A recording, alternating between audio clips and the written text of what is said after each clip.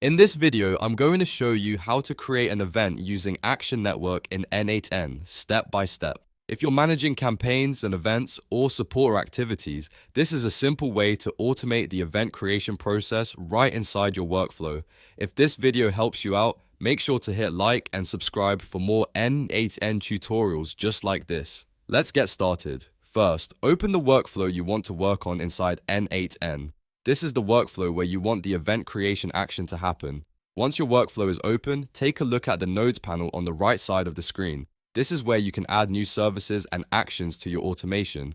Now in the Nodes panel, search for Action Network and select it. This connects N8N to your Action Network account so you can work with its features directly from your workflow. After you choose Action Network, you'll see the available actions for that integration. From the list of actions, choose Create an Event. This is the option that lets you create a new event automatically through your workflow. Once you select it, N8N will load the configuration settings for the event. Now it's time to configure what you want. Fill in the event details you need, such as the event information, date, time, and any other required fields that apply to your setup. Make sure the values are mapped correctly from earlier nodes if you want the event details to be dynamic. If you're using fixed values, you can enter them directly into the fields. Take a moment to review all of the settings carefully before moving on. Double check everything to make sure the event will be created exactly the way you want it. Once your configuration is complete, save the node and continue building your workflow if needed. And that's it. You've now created an event using Action Network in N8N.